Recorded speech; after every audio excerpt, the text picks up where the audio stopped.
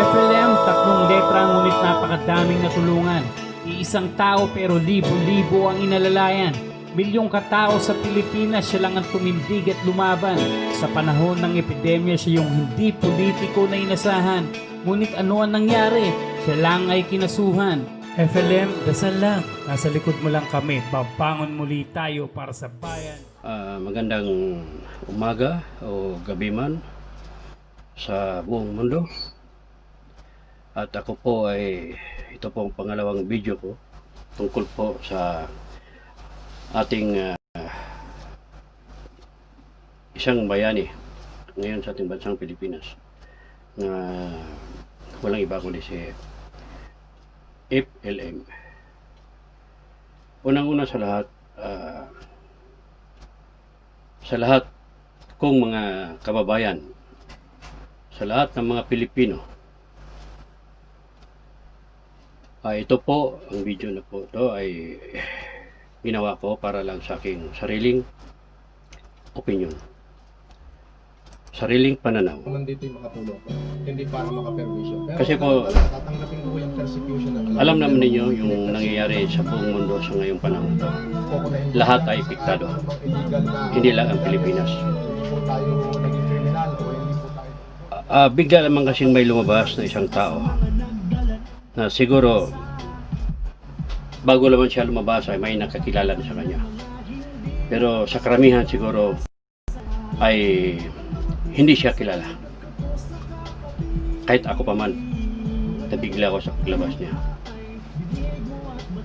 So, mulang lumabas siya, nasubaybayan ko kung ano ang ginawa niya. Mulang nag-umpisa pa lang na lumabas siya sa bahay niya at umikot siya sa masabi natin buong may Caloocan, ay nakikita niya kung bakit ano ang nangyayari sa ating bayan, bakit tahimik, bakit walang tao, at ang nakikita na niya ang mga mahihirap talaga na nandyan lang sa tagiliran ng daan o sa ilalim ng tulay. So sa nakita ko kay FLM, nag-isip siya kung ano ang dapat niyang gawin na may tulong sa ating mga mahirap na mamamayan. So ang ginawa niya, ito lang bisa nakita ko sa video. Paluto siya, nag-order siya ng pagkain at hantuhan niyang binibigay ang mga pagkain sa ating mga mahirap na mamamayan. Halos naikot niya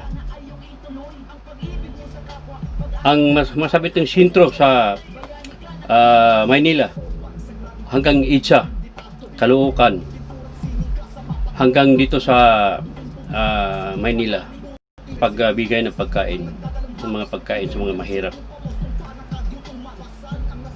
Doon nakikita ko na nung ginawa niya yung mga bagay na yon ay galing sa kalooban niya. At hanggang sa patuloy na ginagawa niya, umabot na sa pagbigay ng bigas, isda, kalabasa, manok, sa hanggang, bueno, bago pa man dumating dyan ay dumating ang words niyang mayamang challenge. Oh, nandun na tayo. Kasi nakita ko sa kanya na too much siya excited sa kanyang kung ang dapat niyang gawin ay tumulong siya sa nakikita niya kung anong sitwasyon sa ngayong panahon dyan sa ating bansang Pilipinas sa pandemic. Kung ano ang ma-contribute niya sa ating taong bayan o sa ating gobyerno. So, ginawa niya po mga kababayan ang pagtulong galing po sa kalooban niya. Anong sabi niya? Hindi bali maubos ang aking kayamanan, ang aking pira, basta maibigay ko lang, may tulong ko lang sa ating mamamayang mahihirap ngayon sa pangyayaring pandemic sa ating bansang Pilipinas. At ako'y magtatapos sa ating mga kababayan o lalo na sa mga taong aywan ko ba, may mata naman tayo, may tainga tayo at naririnig natin, nakikita natin kung tayo ay nanonood sa YouTube. Mga kababayan ko, sa panahon na to ngayon, imposible naman siguro na sa lahat ng mga Pilipino ay 50% lang ang mayroong cellphone o ordinador o connection sa YouTube o sa internet. Imposible man siguro 50% lang. At imposibleng walang makakita sa YouTube sa ginagawa sa ating kapatid na si FLM sa pagtulong niya sa ating mamamayang kapatid na mahihirap. Hindi tayo bulag, hindi tayo bingi. Pero bagkwit, bakit sa ganyang ginagawang kusang pagtulong sa sarili niyang pira naggaling sa pinaghirapan niya, pinagpawisan niya, binuhos niya ang lahat, hindi bali mawalaan sa pagdating ng panahon. Ang importante sa kanya ay makatulong lang, makapagbigay sa mahihirap ng ating kababayan sa panahon ngayon sa pandemic. At imagine ang ginawa niya, hantuhan ang pagbigay niya.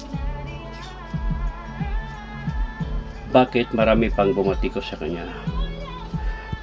Saan ba ang puso ninyo, mga mahal kong kababayan? Mahal kong kababayan, tayo ay hindi bulag, tayo ay hindi bingi, nakikita natin. At may Diyos na nakakita kung ano ang ginagawa sa ating kapatid na si FLM. Yung ginawa niya mga kapatid, ito ay simple lamang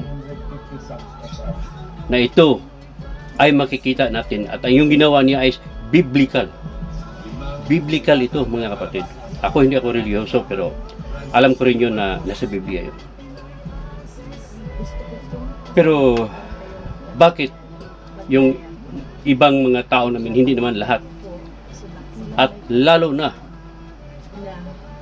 sa ating mga nasa kaukulang naglilingkod sa ating gobyerno, mga opisyal, kayo po, nandyan po kayo, Senado, Congressman, Mayor, Gobernur, Kagawad, o Barangay Captain. Nandyan po kayo. Kayo po, ang nagpaupo sa inyo ay ang taong bayan. Ang taong bayan. At hindi tayo bugok, hindi man tayo inosente na bakit ipilit sa ibang mga kababayan natin na kahit nakita nila pero parang madilim sa kanilang paningin. Kahit narinig nila pero hindi nila maintindihan. Bakit mga kababayan ko? Kayong nasa mga government official o lalo na sa mga senador na nakita ko noong unang panahon na wala pang pandemic kung sino ang mga taong tumutulong. Yes. Documented. Andyan si Manny Pacquiao, tumutulong. At yung iba pa. Ang nakita ko lang sa YouTube, si Manny Pacquiao ang nakita ko. Sa totoo lang, maliban kay President o kay Bongo, dahil talagang yan ang talagang gawain nila yun. Pero yung ibang mga senador, congressman, bisa kung in my sa sarili ko lang, sa nakita ko sa YouTube si Manny Pacquiao lang, namibigay ng pera, namibigay ng bigas, pagkain. Yes, nandun na po tayo mga kababayan. At yung iba pa. Ang nakita ko lang sa YouTube, si Manny Pacquiao lang nakita ko. Sa totoo lang, Maliban kay President o kay Bongo. Dahil talagang yan ang talaga gawain nila yun. Pero yung ibang mga senador, congressman, bisa kung in myself sa sarili ko lang, sa nakita ko sa YouTube si Manny Pacquiao lang, namimigay ng pera, namimigay ng bigas, pagkain. Yes, nandun na po tayo mga kababayan. Nung unang panahon yan, nung hindi pa pandemic. Ang ibig kong sabihin, sa ngayong panahon na to na pandemic, saan kayo? Mga senador, mga mayor, mga gobyerno, mga barangay captain o lahat ng mga government officials, except by our president. Yes, nandun ako. Ilan-ilan may tumutulong. Unang-uno, si Mayor Isko Moreno. Yes, ako ito ang tuwa at believe ako sa kanya sa ginagawa niya. Isa siyang tulungin ng tao. Isa siyang tulungin na mayor. Dahil galing din siya sa mahirap. At nabago ang Maynila dahil sa kanya. Sa ilan ng mga mayor na dumaan dyan sa Maynila, only Mayor Isko ang nakapagbago. Praise God, hallelujah. Pero sa senador naman na nakita ko ngayon sa pandemic na tumulong, sa nakita ko lang patawarin po ninyo ako mga kababayan, mga government official, tawarin niyo po ako. Ito lang po ay galing lang po sa akin at ito lang po ang nakita ko sa aking mga dalawang mata, narinig ko sa aking dalawang tainga at nakita ko sa YouTube. Na ako ay nagpapasalamat sa ating agimat na may agimat na bumalik sa Senado. Bong Revilla. Sir, Senador, Bong Revilla, saludo ako sa iyo, sir. Bayani ka. Alam ko, Senador, na sa pagtulong mo sa ating taong bayan sa panahon ng pandemic, kahit ikaw ay nakagat sa aso.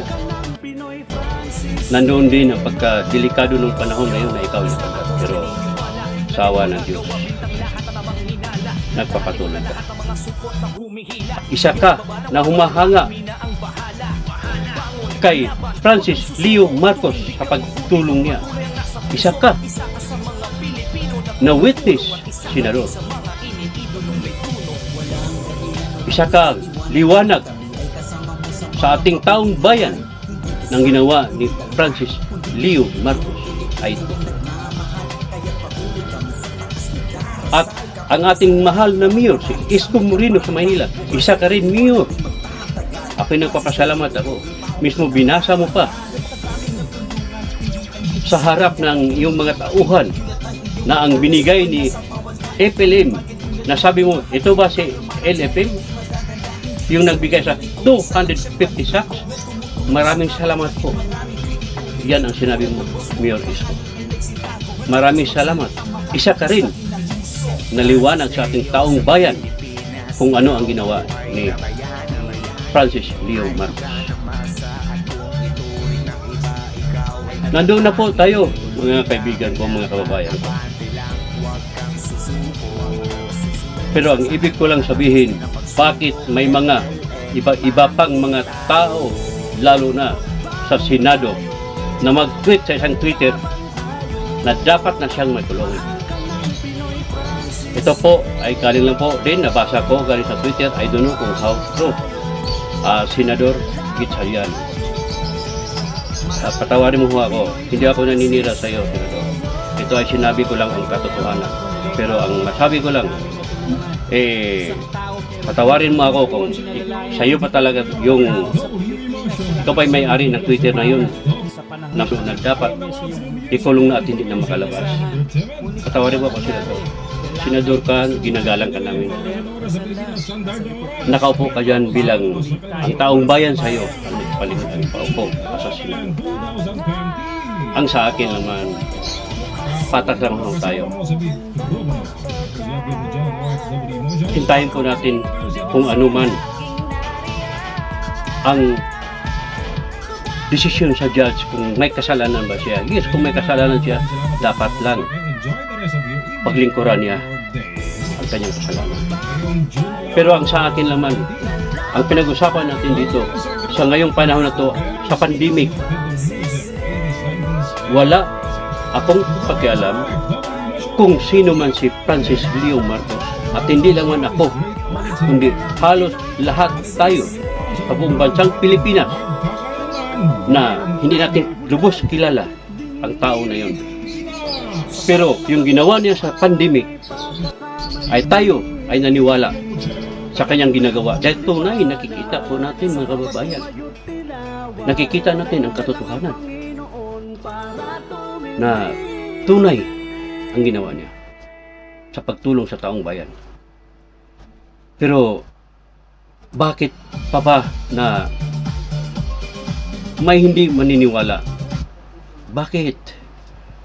At lalo na rin kayong mga radio announcer na may isang, hindi ko sabing matanda na may edad na reporter.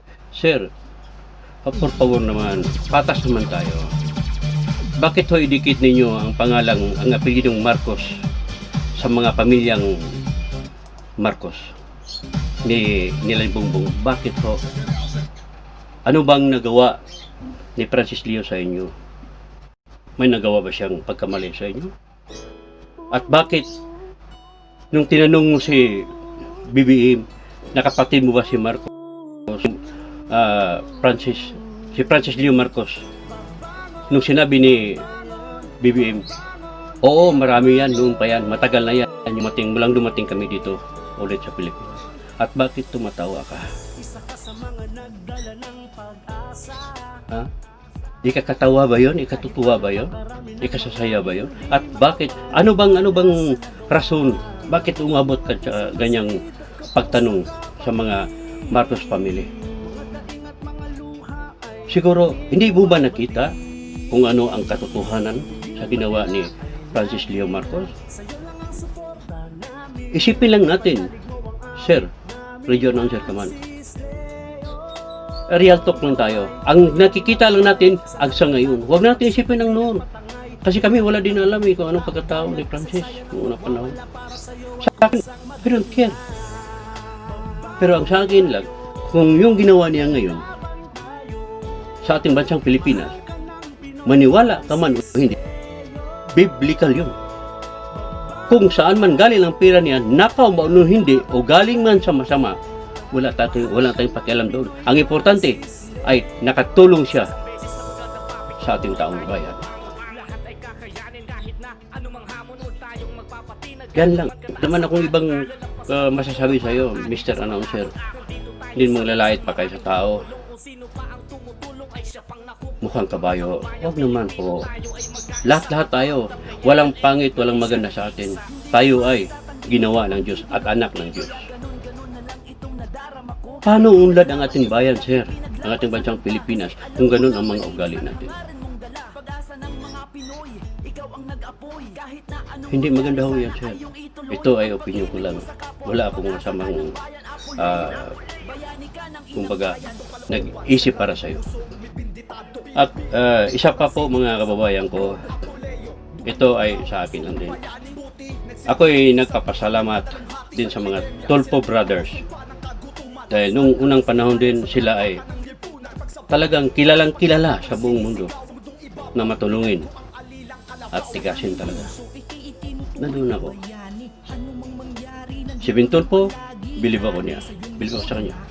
May tapang, may puso. Halos lahat siguro nandiyan sa kanya.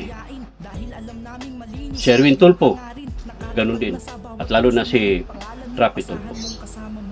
Pero ito lang din ang masasabi ko. Ito lang ay sa sariling pag-unawa ko lang, pag-intindi. Unang-una kay Tulfo. Sir Tulfo, idol kita. Maraming salamat, idol. Na lumabas ka rin, nagsasalita ka. Pero bueno, tao lang tayo, kanya-kanya tayong opinion. Idol Tulfo. Karapatan mo yun. Tama ka. Hindi mo pwedeng ipaglaban ang tao na hindi mo kilala. O hindi mo pwedeng, kumbaga, kampihan sa madaling salita na hindi mo kilala. Nandun na tayo. Karapatan mo yan, sir. Sa YouTube. Pero, ang point lang dito, sir, is para sa akin. Kahit hindi mo siya kilala, kahit ano kung pakialam natin kung saan galing ang pera niya, ang nakikita lang natin sa ngayong panahon to is yung kusa, yung kalooban. Yan na lang man sana. Kahit hindi mo man lang siya purihin, pero hanggang doon lang tayo. Sana, ang masasabi natin, oo, nakikita ko na tumutulong siya. Salamat naman, nakatulong siya sa taong bayan. Hanggang doon lang sana tayo. Bueno, opinion mo yan. It's my own opinion also. Sir Ben Tulfo, wala akong ibang masamang iniisip sa iyo, kundi opinion mo yan. Salamat sa opinion mo, karapatan mo yan. Pasensya naman kung may nasabi man akong hindi maganda sa iyo, pero siguro, ako'y sigurado na wala akong nasabing masama para sa iyo. Ito ay sariling opinion ko lang. Sa nakita kong, sarili kong sinasabi mo. At sa iyong kapatid din, si Erwin Tulfo, Sir Erwin Tulfo, ay sa YouTube. Ako noong unang panahon na binas mo ang isang secretary sa DSWD, I think so, yung dating general retired. Di ba? Natanggal ka rin sa bilang broadcaster mo dahil maraming nagagalit sa iyo. Isang tao pero libo-libo ang Siya nakibilib siya. Bilib ako sa'yo. Nobody's perfect, Sir Erwin. Bilib ako sa'yo sa katapangan mo rin. So wala kang sinasalto kahit sino pa man. Yes, alright, tama ka. Bilib ako sa'yo, Sir. Bilib ako. Mahal kita. Mahal ko kayo mga Tulfo brothers. Pero ito lang man din ang, sa akin lang din ang narinig ko lang based sa mga sinasabi mo sa pag on the air mo sa radio na kausap mo ang NBI, nagtatanong ka at sumasagot yung NBI. Oo, nandun na tayo, pero ang sa akin lang doon at that time siguro, sana hindi pa man dapat siguro ilabas kung ano man ang side ni FLM dahil hindi pa naman siya convicted, di ba? We have our rights sa bawat isa sa atin na dapat ingatan natin. Wala naman akong ibig sabihin na may sama akong loob sa iyo, Sir Erwin. Idol kita, Erwin Tulfo. Ito lang ang nasasabi ko. Hindi ko naman sinabing galit ka sa tao, mali ka. Sariling opinion mo yun. Pareho tayong hindi natin kilala yung tao. Bueno, I don't know, siguro baka kilala ninyo siya kahit nung unang panahon pa, pero baka lang, pero sa akin naman ay hindi ko talaga kilala. So based lang sa nakita ko, kaya yan din lang ang masasabi ko sa sinasabi mo on the air. So pasensya mo na, Sir Tulfo, Erwin Sir Tulfo. Wala akong sama ng loob sa'yo, wala akong galit. May karapatan ka kung ano man ang masasabi mo. Yes, you have right. Maraming salamat. At kay Rapi Tulfo, Sir Rapi Tulfo, I salute you. Kita ko lahat, Sir, ang mga episode mo, mga palabas mo sa YouTube. Sa totoo lang, halos mamatay ako sa ginagawa mo. Dahil bakit? Tagus sa puso ko ang ginagawa mo sa pagtulong sa ating taong bayan. Tagus sa puso ko. Hindi mo ba alam, Sir Rapi? Halos mamatay ako sa sariling pamamahay ko na mag-isa lang ako dito sa Barcelona. Sa nakikita ko ang kabutihan na ginagawa mo. Bilib ako sa'yo. Maraming salamat sa ginagawa mo. Isa kang anak ng Diyos na binigay, na ginawang ehemplo para sa pagtulong ng ating taong bayan. Ginawa kang ehemplo sa Panginoon. Because we are all instrument from our God to help another. Maraming salamat, Rapi. Ako'y tuwa at sabi ko sa'yo, halos mamatay ako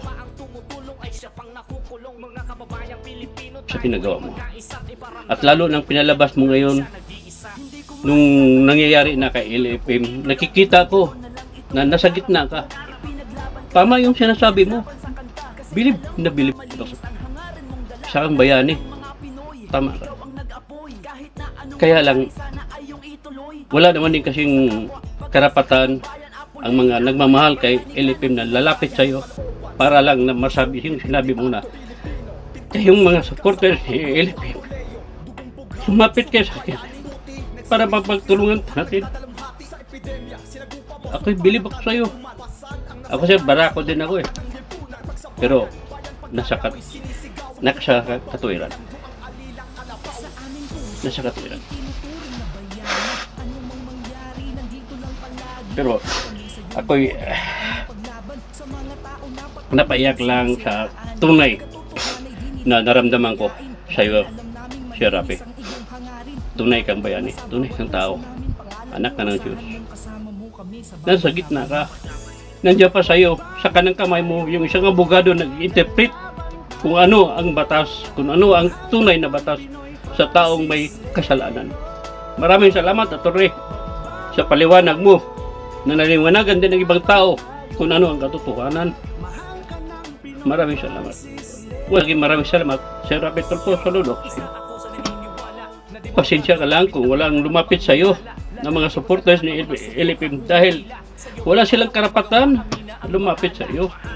At kita mo naman si Rafi, mismo si FLM, hindi siya tumawag sa inyo, hindi siya tumawag sa isang government official para lang maghingi ng tulong sa kalagayan niya. No, even the Marcos family, he did not call. Tutulong sa kanya. Wala. Kaya, ako'y, excuse,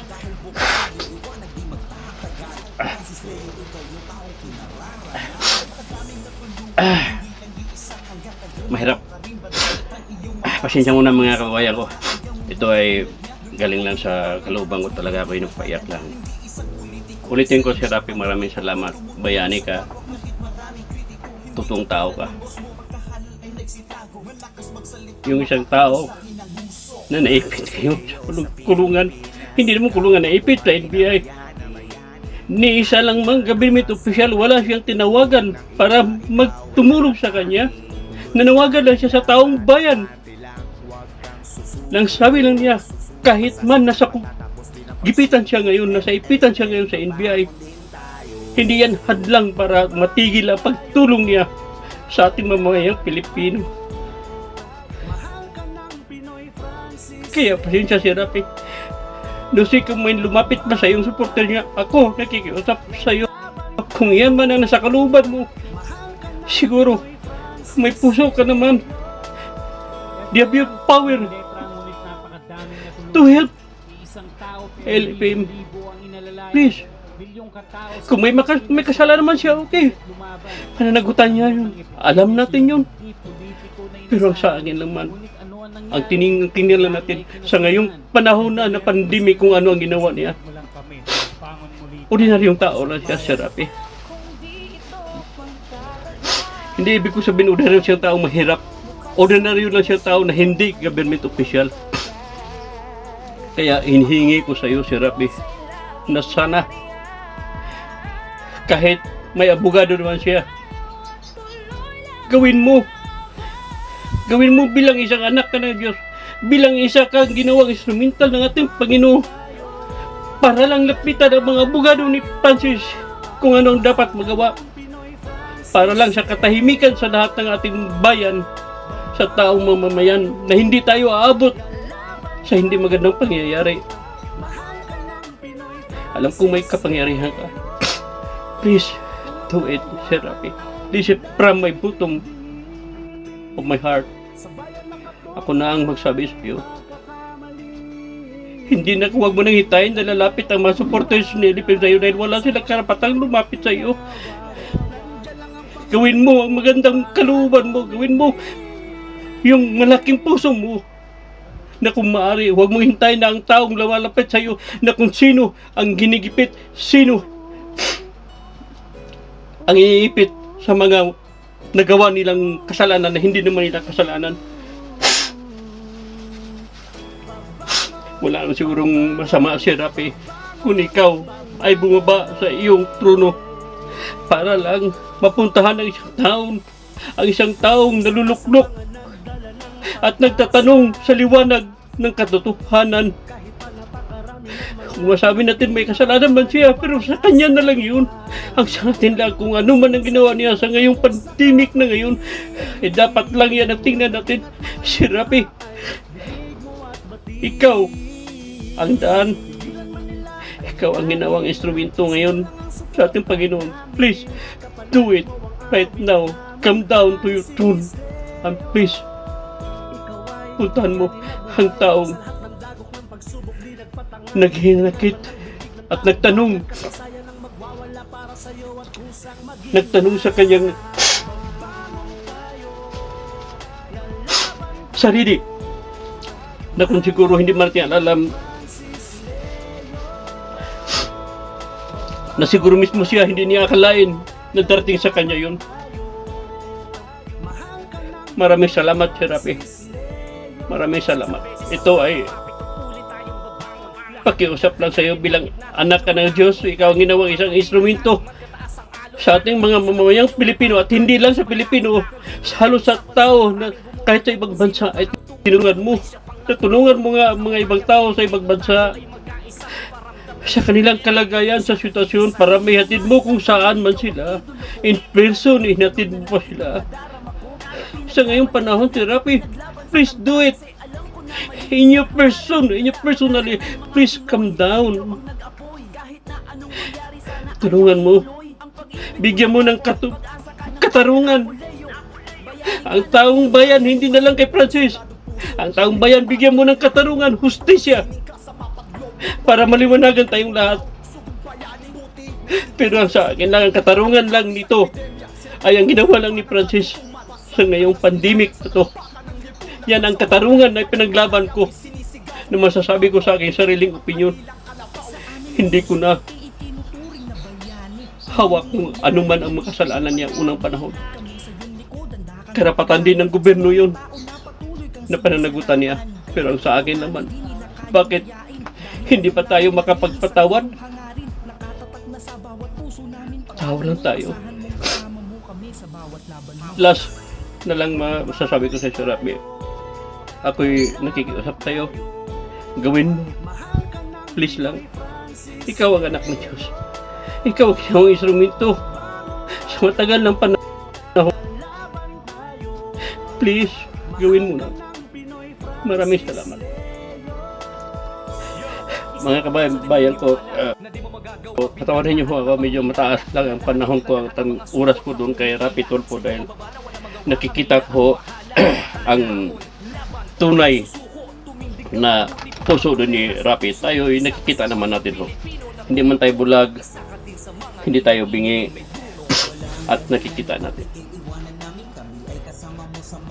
So, pasensya ho ninyo, pasensya ho mga kababayan ko, ako'y napaiyak dahil talagang masakit. Kami dito sa ibang bansa, masakit.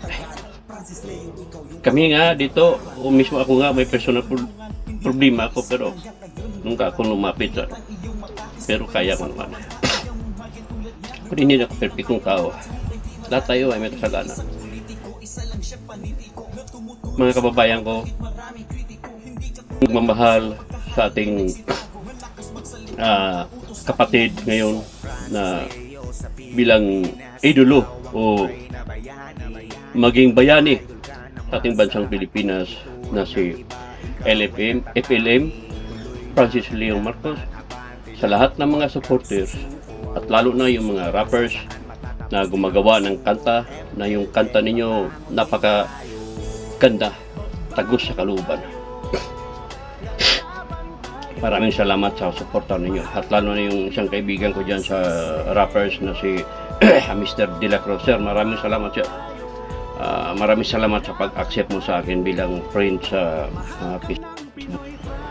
Isa ka rin ginawang ehemplo o instrument sa ating Panginoon. Lalo na sino yung isang kasama doon kalimutan ko yung pangalan. Sa lahat kayong mga rappers, maraming salamat ho sa inyo sa oras ninyo na binigay na pagtulong o sa walang sawang suporta kay FLM. Lalo na kay Ma'am Yama Tan. Ma'am, maraming salamat ma'am. Sa totoo lang, Ma'am Yama, isang ehemplo ka rin sa mga nanay sa buong bayan o sa buong mundo sa ginagawa mo. Dahil alam mo bakit nasabi ko? Nakita ko ang mga trials, mga pagsubok mo sa buhay mo habang nandiyan ka sa kamay ni FLM sa pagtulong sa ating mga mamamayang mahirap, sa pagtulong pagbigay ng mga pagkain.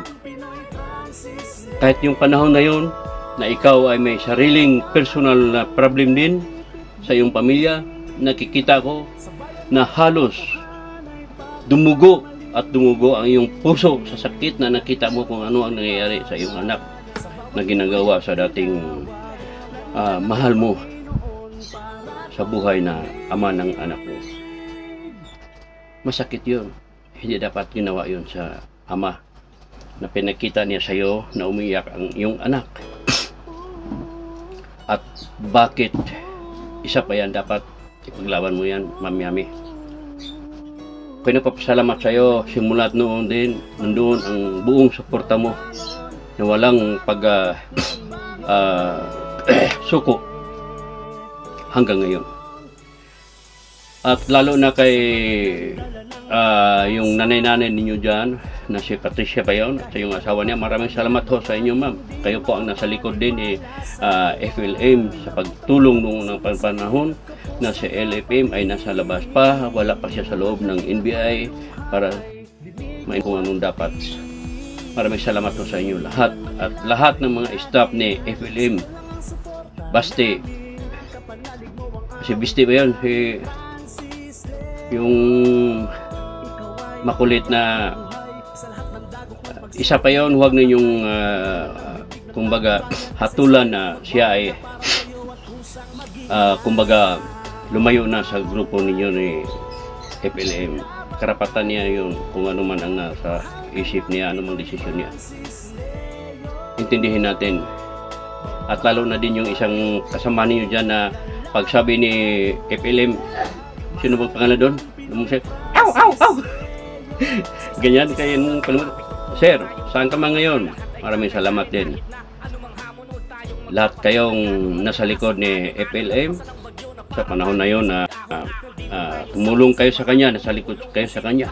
Kasi hindi din kaya ni Francis yan kung wala kayo. Anuhin mo ang pira kung walang taong nagmamahal din sa'yo. Walang mangyayari yun. Sa totoo lang.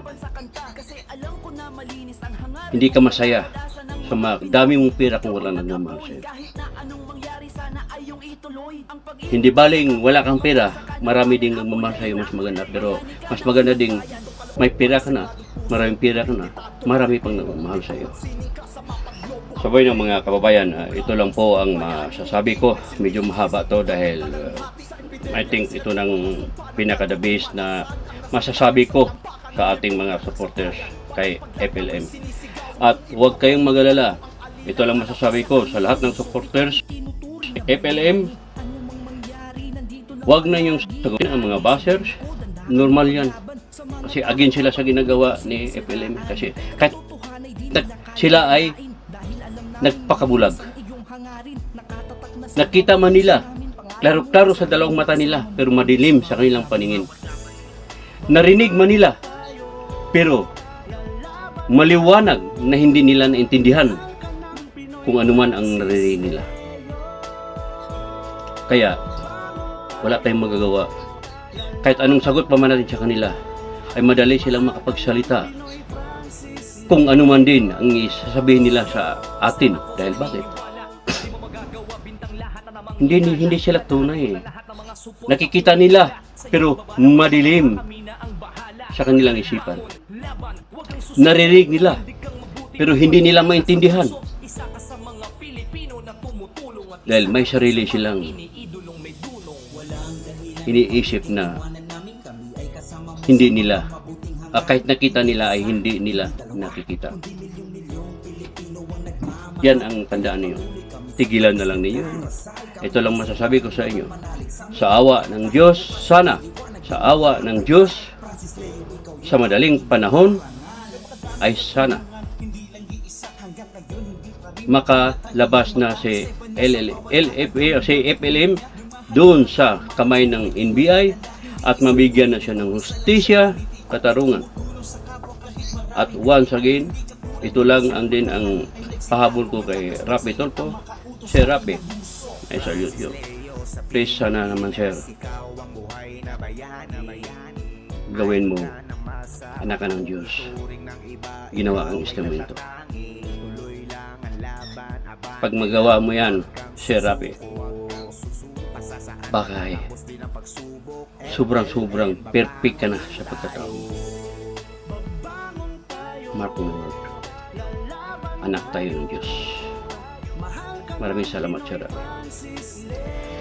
At ito lang ang payo ko rin sa lahat ng mga kababayan natin, mga supporters ni FLM. Calm down lang kayo. Huwag na niyong sagutin kung ano man ang paninira against ni Francis Leo Marcos. Hayaan na ninyo. So, ito lang din ang masasabi ko sa ating lahat ng mga kapatid, lahat ng taong bayan sa ating bansang Pilipinas. Hindi pa nga nagsasalita ang mga Marcos family. Karapatan nila yun. Karapatan ninyo yan. Sa totoo lang, talagang iduluko rin kayo. Halos ako'y papatay ng tao para lang maipagtanggol ko ang tunay na buhay niyo base lang sa kaalaman ko. So, kayo na po alam kung ano talaga ang tunay na pangyayari ngayon. Bakit? Sana naman din magbigay kayo naman kayo ng bueno, alam ko na sa sarili ko na sa inyo na yun. Naintindihan ko na kung bakit. Sana mga kabayan ko maintindihan din natin. Kayo na lang mag-isip. Pero tandaan lang ninyo na sa bahay o sa doon sa saan nakatira si Francis, doon sa tower ba yun? Na yung may video doon na nandoon sila ni First Lady Imelda Marcos at kung sino man nandoon, siguro hindi naman piki yun. At yung ginagawa ni Francis noong panahon pag namimigay siya ng eyeglass, hindi naman din siguro piki yun. Ito ay sa akin lang, sa nakita ko lang sa YouTube. So, patawarin niyo ako kung ano man ang tunay na pagkatao ni Francis, pero hindi ko nga siya kilala. Ang nakita ko lang, ang tunay na pagkatao niya sa ngayong panahon na tong pandemic, na alam ko rin na ang ginawa niya ay biblical. Ginawa niya yun dahil sa akin lang din sa narinig ko sa panalita, no, sa kung si Marcos pa talagang salita doon, na ang sabi niya na yung kayamanan niya ay para sa taong bayan at kailangang ipamigay. At natandaan ko rin yung unang panahon na in-interview si Madam Imelda ni Corina sa ABS-CBN, na doon sila, no sé kung sa bahay ba nila yon, na nandoon yung lahat ng mga papers sa mga kayamanan nila, na ang sabi ni Madam Imelda na this money, this is not for the Philippines people. Ang sabi ni Madam Emilia, this is money, this is for the whole benefit for the whole world, not only benefit for the Filipino people. Maliwanag ho yun. Ang sabi ni Madam Imelda. Tinanong siya ni Corina, kasi sabi niya, yung matanda, si Munso, Nasabi niya na, 200 billion. O trillion ba yun? Na sabi ni Madam Imelda, this money, this is not the benefit, this is not only benefit for the Filipino people, this is for benefit for the whole world. This money. So, nandun na tayo. So, kayo na po ang mag-isip na ito si Francis Leo Marcos. Kung ano mang meron siya, kung sino man siya, walang ako hindi ko rin kilala. Pero, bisa nakita ko, hindi ko na kailangan tanongin saan galing ang pera niya, saan galing ang kayamanan niya. Who is President Marcos? So, ang nakakaalam dyan ay ang taong tunay kung sino man siya. Kung hindi man siya si Francis Marcos ang may-ari sa pera, ang may-ari doon sa kayamanan ni Francis Leo Marcos, siya ang magpatunay para mabigyan din ng katahimikan ang taong bayan. Pero mga kapatid, mga kababayan ko, kayo na ho ang mag-isip. This is for the sake of peace of our Filipino people. Para tayo'y magmamahalan lahat. Kalimutan natin ang nakaraan. Tanggapin natin ang katotohanan na sa ngayong panahon na to ay ito ay ginawa ng Panginoon para lalabas ang katotohanan sa ating bansang Pilipinas. Kung ano ang katotohanan, bakit tayo ay naghihirap. Na sa totoo lang, hindi man tayo mahirap. Kung sa totoo lang, tayo ang pinakamayaman sa buong mundo. Pero ito ng panahon, siguro itong nangyari sa ating pandemic na yan ay nakasulat na at ginawa ng Panginoon para mabigyan ng kasagutan ating bansang Pilipinas. At hindi lang kung ano man ang mga problema sa ibang mundo, ibang bansa, mabigyan sila ng hustisya at kasagutan. Tayo ay tao lamang at sana tayo ay magmahalan. Ito lang masasabi ko. Medyo mahaba to yung sariling opinion ko, sariling naramdaman ko. Patawarin ho ninyo ako kung ano ang pagkakamali ko. Pero sigurado ako, hindi mo siguro ako nagkamali. Kay Senador Gatchalian, sir, wala akong galit, wala akong kundi ako'y kaya nga sinabi ko lang kung totoo man na sa'yo yung account yung sa Twitter na yun, tao lang tayo. Nobody's perfect. Patas lang tayo. At sa ating mahal na Pangulo, Mr. President Rodrigo Roa Duterte, sir, ako'y saludo sa'yo. Mahal ka ng taong bayan. Alam ko ang batas mo. The law is law.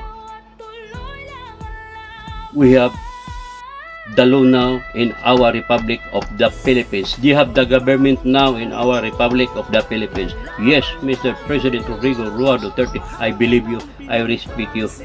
I know that you are waiting the good result for investigation because I know that you follow the law in our government in the Republic of the Philippines to show the people or to show to the whole world that the Philippines now is they have the government right now because of you, Mr. President Rodrigo Roa Duterte. I know and you know that the whole people in the Philippines loves you. And I know that now in our republic is they have the good and the truth government, that they have our law. But I know,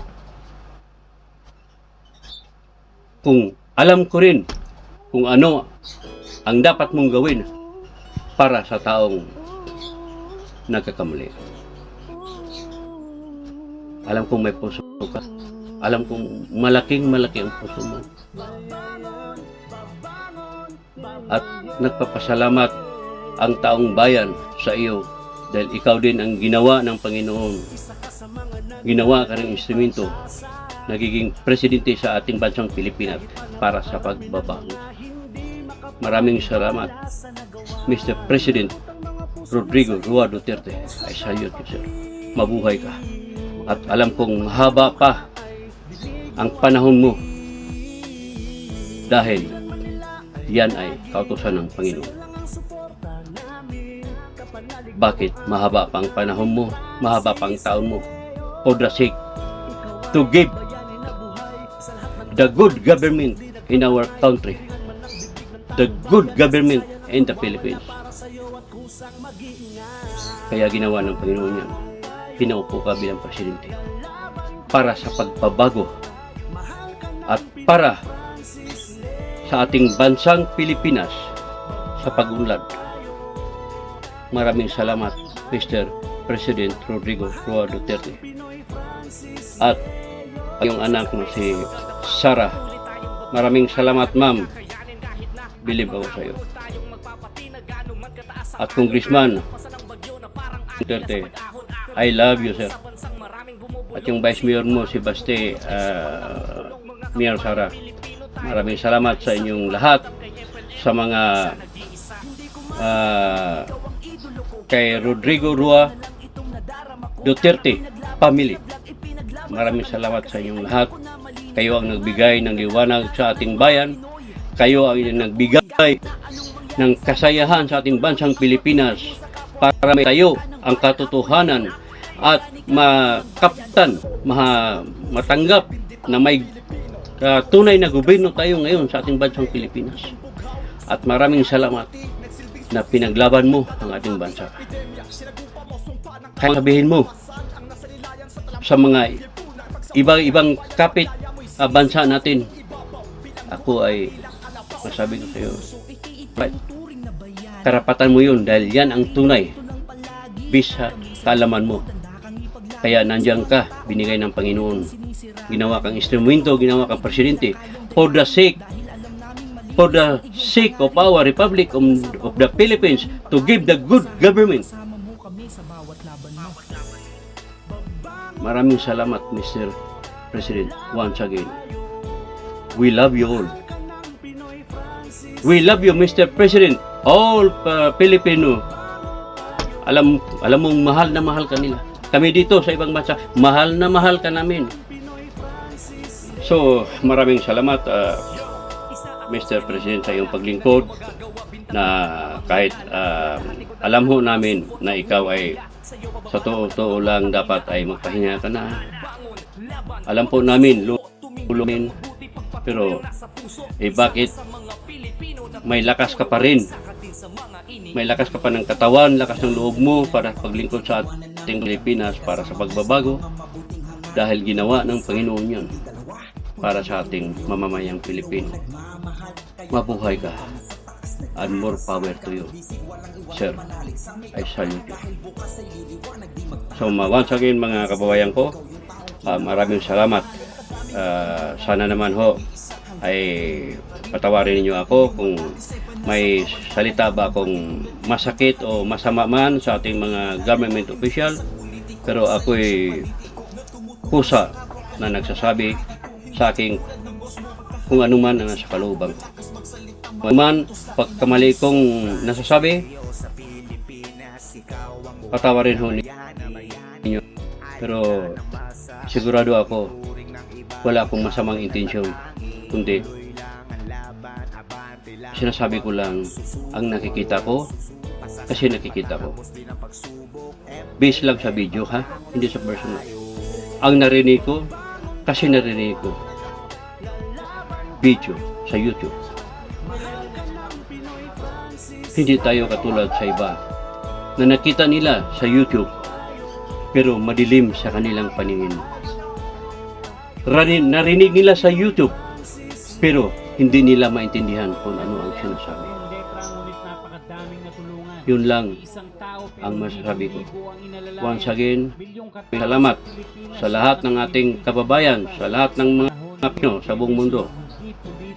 Ipaglaban natin ang ating karapatan lang ay kinasuhan.